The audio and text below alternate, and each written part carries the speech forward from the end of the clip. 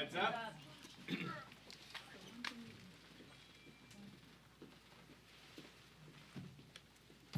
Morning, everyone. Morning.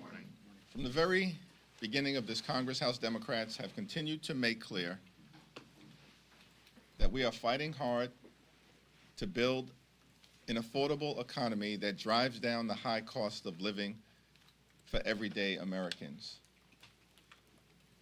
Because the cost of living in America is too high. Housing costs are too high, grocery costs are too high, childcare costs are too high, utility costs are too high, and insurance costs are too high. America is too expensive.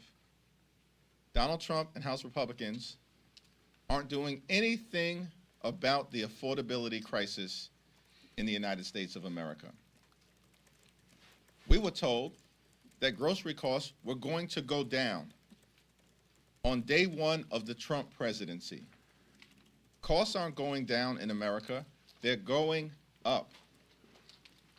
And the Trump tariffs are going to make things more costly in the United States of America. House Republicans, Senate Republicans, and Donald Trump haven't done a single thing to lower the cost of living in this country. Not a single bill, not a single executive order, not a single administrative action has been done by Donald Trump, House Republicans, or Senate Republicans to lower the high cost of living in the United States of America. In fact, Republicans are crashing the American economy in real time and driving us to a recession. This is not Liberation Day, it's Recession Day in the United States of America. That's what the Trump tariffs are going to do. Crash the economy, which has been happening since January 20th of this year. And the American people are taking note of it in community after community after community. But it gets worse. Not only have Republicans failed to do anything to drive down the high cost of living in the United States of America, they are trying to take health care away from the American people and end Social Security as we know it. Our response to that Republican effort, not on our watch. We're working hard to save Medicaid and strengthen and protect Social Security from Donald Trump, Elon Musk, and the extreme MAGA Republicans who are on the run. They're on the run on the economy. They're on the run legislatively. Yesterday, they got out of town before sundown because they have no agenda to make life better for the American people. And they're on the run politically,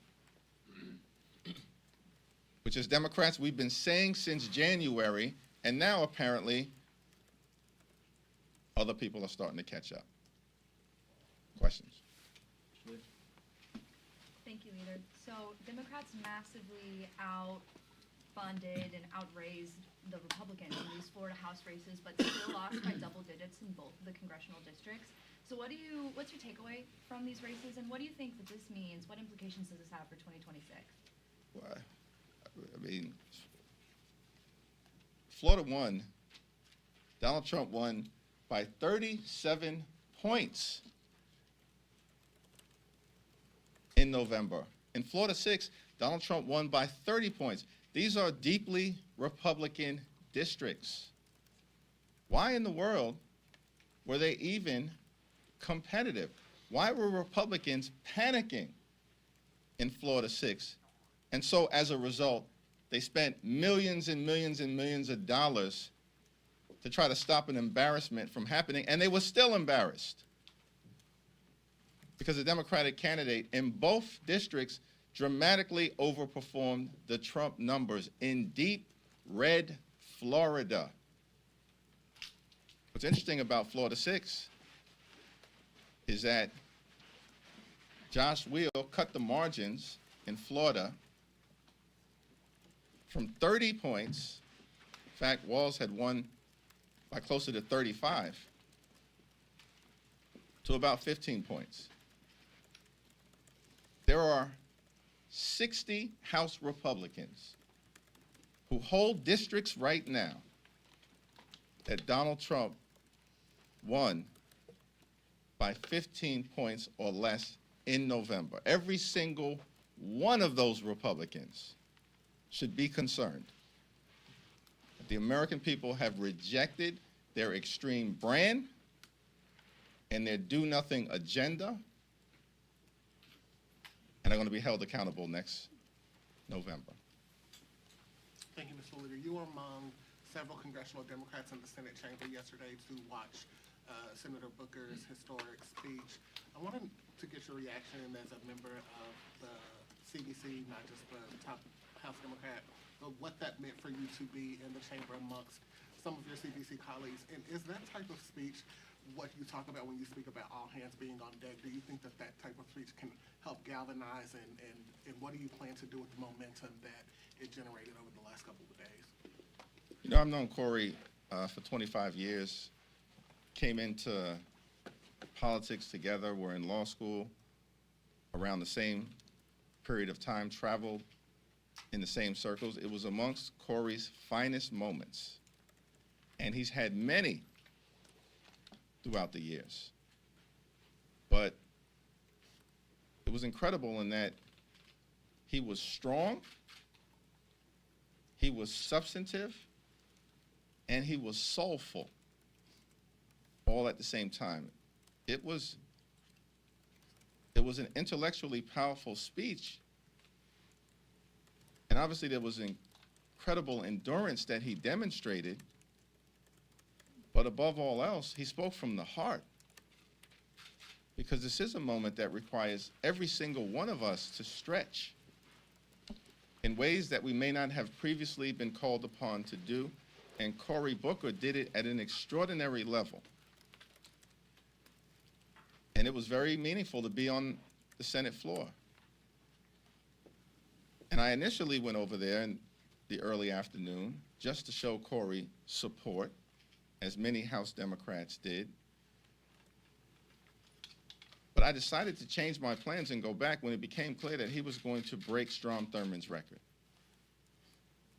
because of how meaningful a moment that is in the United States of America. Strom Thurmond was a racist senator who delivered what had previously been the longest speech in recorded Senate history to defend Jim Crow and bloodthirsty racial oppression. And for that record to fall with an African-American man delivering a speech from the head and from the heart about what America actually should be about. The best of America, an inclusive America, a decent America, not a nasty America. The best of America. That was a powerful thing.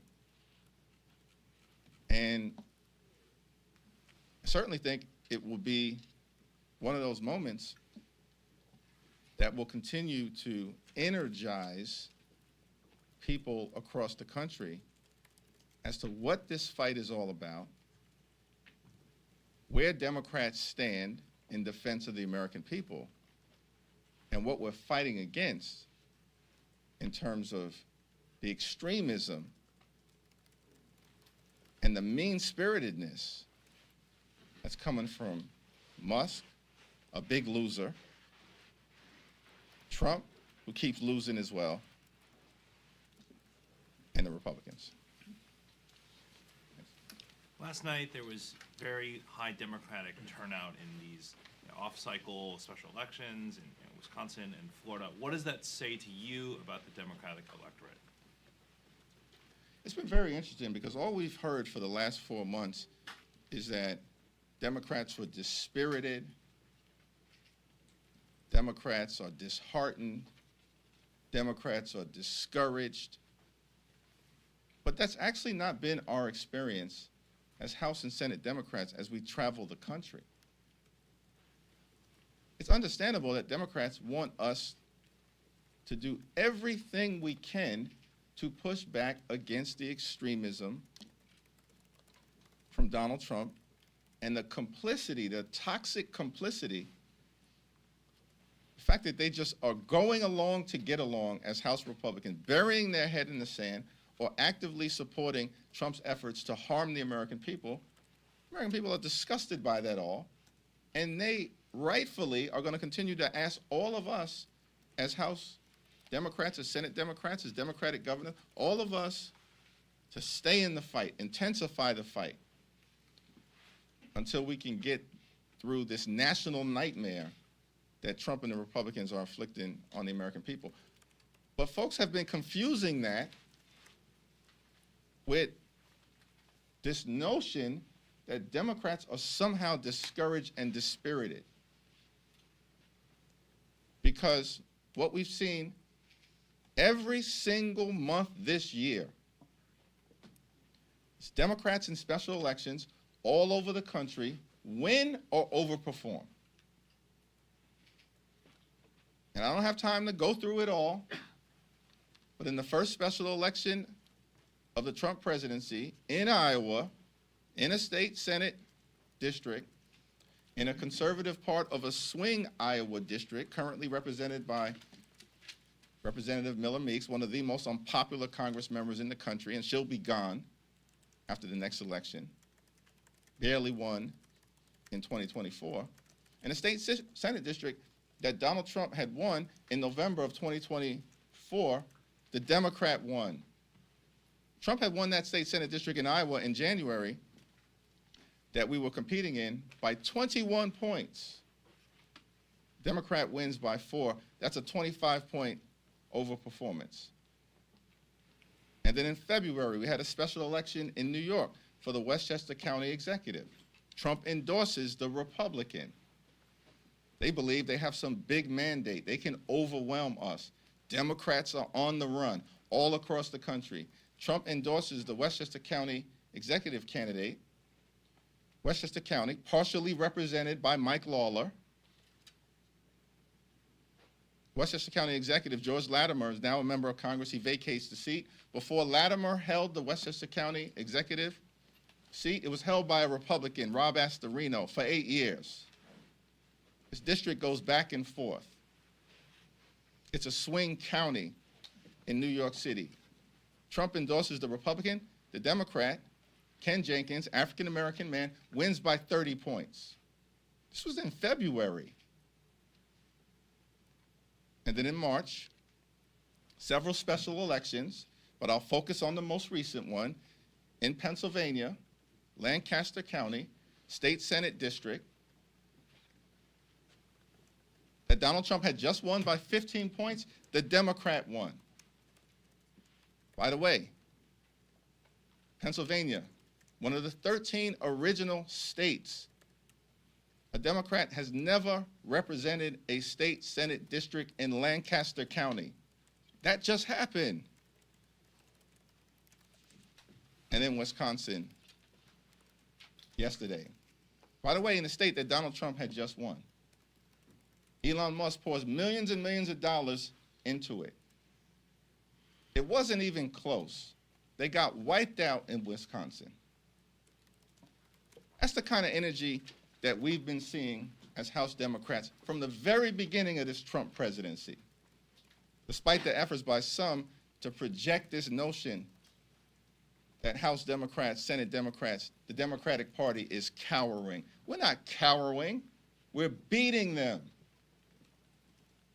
over and over and over again. And yes, as Corey said yesterday powerfully on the floor, more needs to be done. But those are the facts. We got facts on the court cases that we're winning. We got facts on the reality that we continue to outraise House Republicans, despite all the doom and gloom narratives. So Republicans can keep trying to spin the American people. We're going to keep beating them. until we take back control of the House of Representatives next year. Mr. Leader, good morning. Can you account for the discrepancy between the Wisconsin vote on the Voter ID Act and the lawsuit that Democrats, you and Mr. Schumer, have filed about voting ID? Donald Trump issued an unconstitutional and illegal executive order. We are challenging that unconstitutional and illegal executive order in court, and we are going to win. Just like we've been winning in court case after court case after court case. Donald Trump doesn't have the power to decide how federal elections are governed. That power is given to the voters, state legislatures, and Congress itself, pursuant to the election clause in the United States Constitution. Thank you. But the Wisconsin result was very different than what you're arguing in that lawsuit. No, it was not. What Trump has engaged in is a massive overreach. And it's laughable that Republicans are going to try to spin a referendum that Democrats may have supported based on the numbers as some sort of vindication for what was a terrible night for them. But it wasn't a one-off, as I've explained, and I just gave you the highlights of what has happened throughout America this calendar year, because I don't have time to go through each and every special election. Thank you, Leader. Just to follow up on that, are there any takeaways from voters approving, enshrining voter ID into the Wisconsin Constitution? We are going to continue to protect free and fair elections. Here's the takeaway, if you want a takeaway. Why aren't House Republicans here right now? I'm here. The Senate's in session. Why aren't House Republicans here right now? We were supposed to be in session through tomorrow. It's because House Republicans were embarrassed on the floor of the House of Representatives yesterday. Mike Johnson should have never brought that so-called rule to try to prevent new mothers and expectant mothers from voting. We're standing up for family values. Republicans are anti-family. So they lose an effort to try to silence expectant mothers and members of Congress who have just given birth. They lose that rule, and then they scramble out of town. I mean, what does that say? This is a party that continues to claim they have a mandate. You don't have a mandate to do a thing other than work with us to lower the high cost of living in the United States of America, and you've done nothing on that. And now, you just get out of town? Wait, if you were so confident, if you believed that there was some validation in that referendum in Wisconsin, then you should have brought the SAVE Act, which is a voter suppression bill that we strongly oppose, to the floor this week. You could have done it. Could have done it today. You could do it tomorrow. We dare you to bring the SAVE Act to the floor. We'll have that discussion. That's voter suppression. Leader, wanted to discuss with you about cutting funding to NPR and PBS that the Republicans want. And in the words of Marjorie Taylor Greene, you're not going to hate us on your own dime, is what she says. The Republicans have launched an all-out assault on the economy, on Social Security, on Medicare, on Medicaid, on veterans, on public education, as well as on the American way of life. They have no mandate to do any of it, which is why they are on the run, governmentally and politically. And the decision to attack Big Bird and the Cookie Monster, I mean, it's just a strange thing.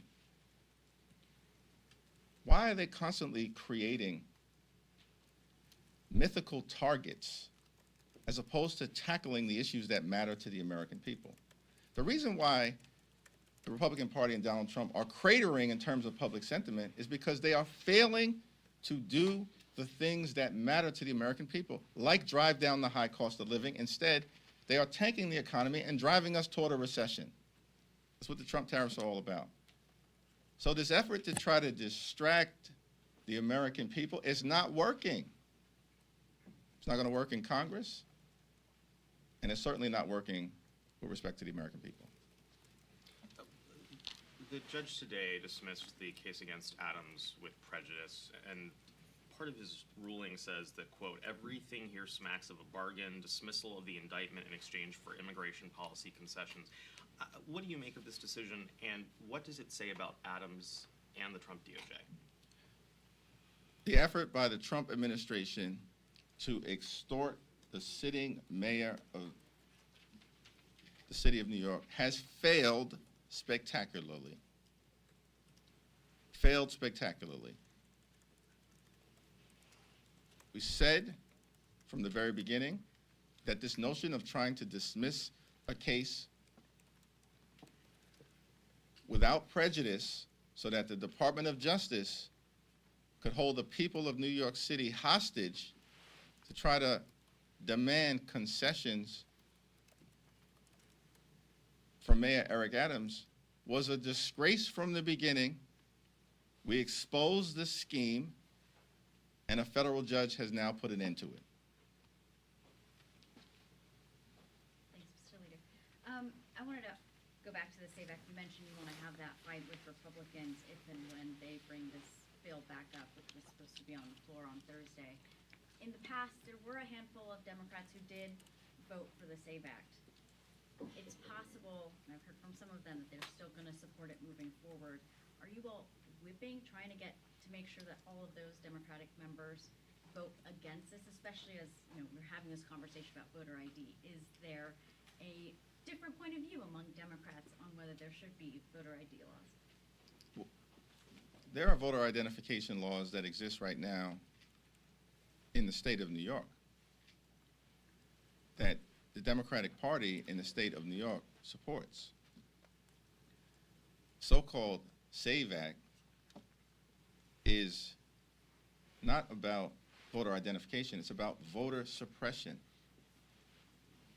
because it will limit the ability of married women who no longer go by their maiden name, as is the case with tens of millions of women in America, clear, based on a driver's license, for instance, that they are a citizen that is eligible to vote. What is the so-called SAVE Act allegedly about? The Republicans are lying to the American people. They claim that the so-called SAVE Act is about making sure that only American citizens can vote. The Constitution requires that only American citizens can vote. Every state requires that. Right now, it's illegal for even a lawful permanent resident to vote in federal elections. Illegal. And so this is an effort to distract and to try to weaponize and divide. This is the Republican playbook. We're not going for it. There are men and women in uniform who serve this country, are sacrificing, risking their lives in theaters of conflict all across America. And you know what? Under the so-called SAVE Act, their military identification would not be an acceptable form of ID. Are you kidding me? Military identification is not acceptable under the so-called SAVE Act. It's a voter suppression bill, and it's just designed to distract. Understand, this is the Republican playbook. Donald Trump, Elon Musk, and the Republicans had a terrible week last week. It's continuing this week. But they had a terrible week last week. On Monday, the national security scandal breaks into the public domain, exposing the incompetence and the clownish nature of many of the highest-ranking national security professionals in the country, including the Secretary of Defense, who needs to resign or be fired, and we're going to stay on that case. That's on Monday. On Tuesday of last week, Republicans lose a special election in Pennsylvania in a district that Trump had just won by 15 points. On Wednesday, finally begins to break through that the Trump administration is dismantling the Social Security Administration in real time, which is going to impact the ability of hardworking Americans to access their earned Social Security benefits. On Thursday, Donald Trump is forced to pull back the nomination of Elise Stefanik as UN ambassador when they were planning in the House her farewell party. And Donald Trump makes clear, so that there's no ambiguity, that he's pulling back Stefanik's nomination because they're on the run legislatively and their margins are tight in the House despite the claim of some big mandate, and they're on the run politically, and they're not clear that absent Elise running for re-election, they can hold a district that Trump had just won by 21 points. Then on Friday, we get new consumer confidence numbers that are plummeting because the American people have come to the conclusion that Donald Trump and the Republicans are tanking the economy in real time. Then on Saturday, 4 MAGA-supported constitutional amendments in the state of Louisiana, of all places, go down in flames. All 4 of those constitutional amendments were Project 2025 inspired amendments backed by the Republican governor of Louisiana, the Republican speaker from Louisiana, the Republican majority leader from Louisiana, and the entire Republican apparatus. All 4 constitutional amendments in Louisiana, a state that Donald Trump had just won by 22 points, go down in flames. It was a terrible week. So what happens on Sunday? He says, intentionally, I'm serious about running for a 3rd term. Why? He can't run for a 3rd term. We're not going to ever let that happen. Why does he say it? And why do some in this country chase the story as if it means anything? To distract from the terrible week that they've had. We're not going to take the bait. And so on Monday, Cory Booker launches an extraordinary 25-hour-long speech on the floor of the Senate, reclaims the narrative in a powerful, historic way. And then yesterday, the evening ends with Donald Trump, Elon Musk, and their MAGA Supreme Court judicial candidate going down in flames. Thank you, Mr. Leader. Another one of your members, Brad Sherman, has a primary challenger. That's, there's a trend of these younger candidates getting in, wanting to oust the older generation of your caucus. What do you make of this, and what do you also make of the frustration among, I guess, younger people that they're suggesting is happening due to a lack of resistance against Trump? Yeah, I think I answered that question repeatedly over and over and over again in terms of all the things that are happening in this country. And we've got to continue to intensify the effort to match the diabolical intensity of the flood the zone strategy. Primaries happen each and every cycle.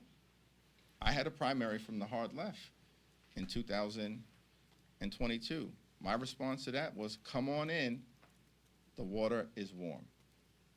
It's a democracy. And the American people will ultimately decide these things in congressional district after congressional district after congressional district. Mr. Leader, thank you.